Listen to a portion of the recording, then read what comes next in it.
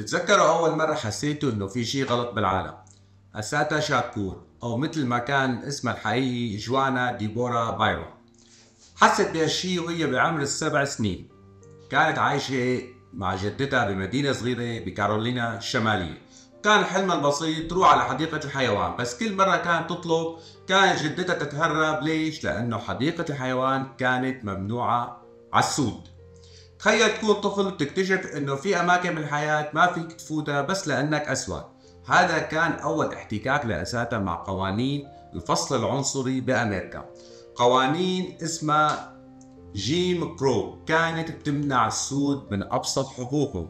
بس القصة ما وقفت لهون، واللي جاي غريب اكثر. انا في راسي بقناتي بحكي عن كل شيء بصدق وامانه، والمصادر موجوده، وعندي غير اللي قبلي اللي حكوا بنفس الموضوع. بس خليك معي للنهايه، واذا عجبك الفيديو يا ريت تطج لي اشتراك ولايك وشير والشغلات الظريفه. يلا نبلش.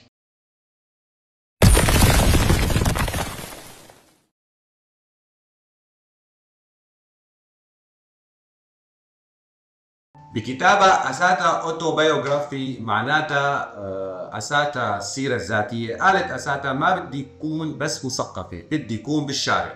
طبعا هذا الكتاب كتبته لما كانت بالسجن. اسمها من وقت ما ولدت جوان ديبورا بايرون. حديقة الحيوان، حديقة الحيوان، لندخل حديقة الحيوان. قالت جوان ببراءة الطفولة حكت عيونها قبل لسانها. ألحت كثير على جدتها وصارت تترجاها كثير، لكن الجدة كررت اللي بتقوله كل يوم: يوما ما يا صغيرتي سأصطحبك إلى حديقة الحيوان. يوما ما إجا هذا اليوم. ما كان فيها تقول لها الحقيقة، وصارت حفيدة تتهمها بالقسوة والشدة، لحتى جدتها اعترفت لها إنه حديقة الحيوان في مدينة ويلمينغتون محرمة على السود. كانت صدمة جوان. بعض هاي القوانين والأحكام مدون في سجلات القوانين ومحفوظ في قرارات المحاكم، ومعظمها من إرث عصر العبودية لأنهته الحرب الأهلية رسميا في العام 1865، بس ما انتهى على الأرض فعليا. رجعت أمها اللي كانت عم تدرس وكانت تاركة جوان عن جدتها وحبت تشعرها بالسعادة، فأخذتها على الملاهي. بس اللي بتقطع التذاكر رفضت وقالت لها هذا المكان محرم على السود، ونادت المدير ليطردها. بس الأم كانت ذكية وحكت باللغة الإسبانية وقالت بدها تشتكي لسفارة بلدها. فخاف المدير واضطر يدخل جوان وأمها لتكون أول طفلة سوداء بتدخل للملاهي وتركب المركب اللي كانت تحلم فيه. لما كانت بعمر 14 سنة سمعت عن قصة إيميت بيل. هذا الطفل الأسود بنفس عمرها انقتل بوحشية لأنه بس كان عم يحاول يحكي مع بنت بيضاء أو يغازلها. قتلته عصابة الكو كلوكس كلان، وهي عصابة الكي كي كي، وهي عصابة معروفة بالعنصرية للسود. هالشي هزها من جوا وخلاها تفهم انه النظام مو بس ظالم، هو قاتل ايضا. كبرت اساتها وصار عندها وعي سياسي عالي، درست بس ما رضيت تكون بس مثقفة بالكتب. وقت كبرت جوان انتقلت للعيش بنيويورك. ستكون الطفلة السوداء الوحيدة بالمدرسة، كل طلابها بيض، ورح تحتك بنسخة النخبة البيضاء المهيمنة بالتاريخ. ستكبر لترفض هذه النسخة وتحارب معايير الجمال والأنوثة البيضاء التي توهم السود والنساء منهم تحديدا أنهم أدنى مرتبة وأقل جمال. ستدرك أن المدرسة والعالم الأبيض الذي مثلته فرضت عليها حياة مزدوجة، حياة كانت فيها دمية دون أن تعرف من يحرك الخيوط. رح ترفض كوي شعرها وتسريحه على طريقة البنات البيضاوات، انصياعا لمعايير الأناقة والجمال اللي بيستنبطها السود. وستدرك أن القارة التي سرق منها أسلافها مستعبدين قبل مئات السنين هي بوصلتها القيمة والجمالية. وقالت في وقت آخر عندما يصبح الجميع متساويين وأحرارا قد لا يكون مهما كيف يسرح أحدنا شعره وماذا نرتدي وكيف نبدو. حينها لن يكون ثمة مضطهدين ينبغي تقليدهم أو تحاشي تقليدهم. أما الآن فأعتقد أن من المهم أن نظهر ونحس بأننا رجال ونساء سود أقوياء وفخورون ينظرون نحو أفريقيا كي ترشدهم. جوان ستحترم مارتن لوثر كينغ ورح تزعل وتعصب كتير لما اغتالوه، ولكنها سترفض نهجه في المقاومة الهادئة الرزينة. ما قبلت تقابل الكره بالحب، بل بغضب سيجعلها واحدة من أبرز المناضلين السود في الولايات المتحدة وأكثرهم تفردا. كانت نصيحة أمها وجدتها لأنهما خشيتا أن تكون البنت سوداء أكثر من اللزوم. تصرفي باحترام وتهذيب، تصرفي كالبيض. وكانت كتير مزعوجة منها النصيحة، وكتبت رسالة أما بتقول فيها: إلى ماما التي ابتلعت الحلم الأمريكي واختنقت به، إلى ماما التي تصارعت أحلامها وماتت، التي ترى ولا تطيق أن ترى بركانا يأكل حمضه، إلى ماما التي لم تستطع تحويل الجحيم إلى جنة فلامت نفسها، التي رأت دائما في انعكاس صورتها في المرآة فرخ بط قبيح. هلا جامعة نيويورك سنة 1964 وكانت اساسا عم تحضر نقاش عن حرب الفيتنام، الكل عم يحكي عن العدالة عن الحرية، بس هي كانت شايفة شيء ثاني، كانت شايفة انه النظام الامريكي عم يقتل شعوب ثانية باسم الديمقراطية وعم يقمع السود جوا بلده. بهديك اللحظة قررت اساسا انه ما بدها تكون بس طالبة تقرا الكتب، بدها تكون بالشارع مع الناس مع المظلومين، فغيرت اسمها واختارت اسم افريقي اللي هو اساتا شاكور ليصير هذا الاسم منارة للثورة ضد العنصرية.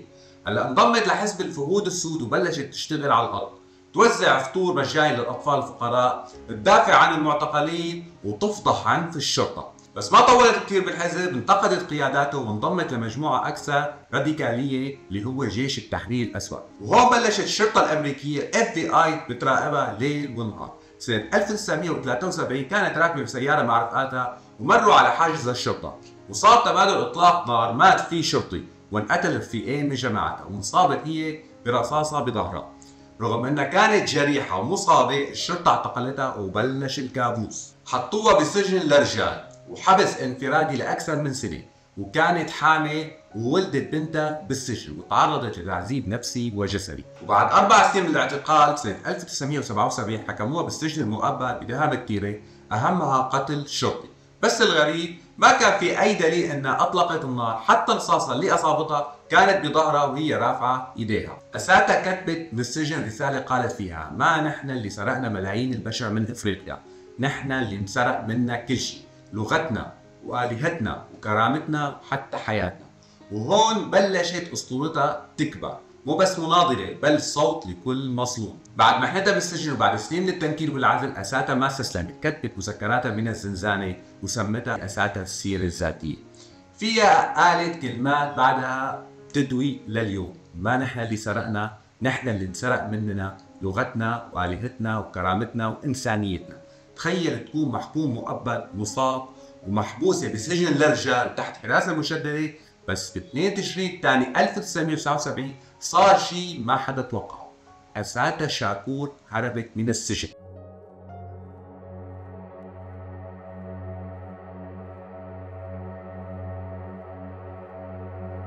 كيف؟ خليني احكي لك القصة مثل ما صارت بالضبط. التخطيط انه كان رفقاتها بجيش التحرير الاسود بلشوا يخططوا للهروب من 2 تقريبا، كانوا عم يراقبوا مواعيد الحراسة ونقاط الضعف وحتى نفسية الحراس. تم تهريب اسلحة نارية داخل السجن، غالبا عبر زيارات او عبر موظفين متعاطفين، وهي الاسلحة كانت مخباية بطريقة دقيقة وما تم كشفها ابدا. كان التنفيذ ب 2 تشرين الثاني، 3 من رفقاتها اقتحموا السجن متنكرين ومسلحين، سيطروا على الحرات بسرعة خاطفة، فكوا قيود أساتها، لبسوها ملابس تنكرية وركبوا سيارة كانت ناطرتهم بعد. العملية كلها ما أخذت معهم أكثر من 10 دقائق. تصور سجينة محكومة مؤبد وعليها حراسة شديدة بيهربوها ب10 دقائق بس. بعد ما طلعوا من السجن انتقلوا من ولاية لولاية باستخدام هويات مزورة وسيارات مختلفة. أساتها اختفت عن الأنظار لمدة 5 سنين كاملة. المفاجأة رغم كل التحقيقات ما تم اعتقال أي من المشاركين بعملية الهروب وما تم استرجاعها. لهيك لما هربت عكوبا ما كانت بس من فيها، كانت روح الثورة اللي مكملة بعيد عن أمريكا. بس هون المفاجأة، رغم انه كتير ناس نسيوا اسمها، جيل جديد بلش يسمع عنها مو بالمكتبات بل من اغاني الراب. توباك شاكور ابن اخوه صار واحد من اكبر اصوات الهيب هوب، بكل كلماته فيك تشم ريحة اساتها.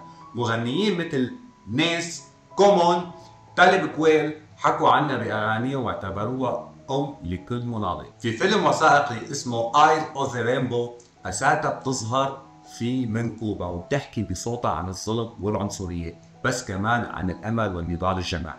اليوم بعد أكثر من 40 سنة أمريكا بعدها عم تعتبرها إرهابية، وحطوا $2 مليون لأي شخص بيدل على مكانها. بس كوبا رفضت تسلمها، وفتح كاسترو قال ما في شيء إرهابي فيها، هي كذبة كثيرة من أمريكا.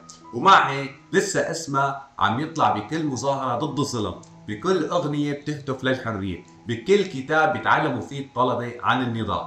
أساتا شاكور ما كانت بس سجينة، كانت روح الثورة وصدى القهر ونداء الناس اللي لساتها عم تقاوم. من نيويورك لكوبا، من زنزانة لمنصة الهيب هوب، قصة أساتا بتقلنا شيء واحد: الثورة ما بتموت وبتتجسد بأسماء ما بتموت. بعد هروبها من السجن سنة 1979 اختفت لعدة سنوات، ثم ظهرت في كوبا حيث منعتها الحكومة الكوبية الحماية ورفضت تسليمها للولايات المتحدة رغم الضغط السياسي والإعلامي.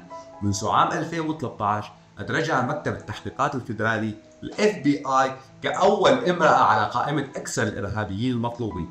خلينا نقول معلومة مهمة: رغم مرور أكثر من 40 سنة على هروبها لم تسجل أي وفاة رسمية لها، ولا توجد تقارير موثوقة تؤكد وفاتها حتى الآن. من أكثر من 40 سنة واحدة من أكثر النساء جرأة بالتاريخ هربت من سجن أمريكي وعيشتهم بكابوس أمني ما خلص لليوم، اسمها أساتا شاكور، واليوم بعدها عايشة بكوبا تحت حماية سياسية ورافضة تسلم حالها للFBI. بس أمريكا ما نسيتها. طيب لحظة، ليش كل هالرعب من امرأة واحدة؟ لأنه وجودها هو صفعة للنظام الأمريكي، لأنها فضحت العنصرية بقلب أمريكا، لأنها هربت من قبضتهم وظلت حرة، لأنها كتبت وحكت وخلت صوتها يوصل للأجيال الجديدة. هي ما فجرت ولا قتلت ولا خططت الانقلاب، بس قالت الحقيقة. بهالعالم أوقات قول الحقيقة أخطر من 1000 رصاصة. بكوبا بتدرس بتكتب وعايشة حياة بسيطة، بس أمريكا بعدها شايفتها تهديد، لأنه الفكرة اللي بتمثلها بعدها عايشة، إنه في شيء اسمه عدالة حتى لو بالعالم كله ظلم. وساعتها صارت أيقونة مو بس للسواق بل لكل شخص حس بالوجع وقال أنا بدي أعيش بكرامة. فكر فيها، ليش أمريكا بكل قوتها وأجهزتها بعدها عم تطارد صوت إنسان وحدة؟ يمكن لأنه أساتا شاكور ما كانت بس مناضلة، كانت مرآة وكشفت وش أمريكا الحقيقي. والسؤال هو: هل انتهت قصة أساتا؟ الجواب أكيد لا، لأنه كل مرة بتغني فيها الناس للحرية بيكون في أساتا جديدة عم تولد. هلا إذا وصلت معي لنهاية الفيديو يعني عجبك، فلا تنسى تدعمني باشتراك ولايك وشير وتعليق والشغلات الظريفة. والسلام.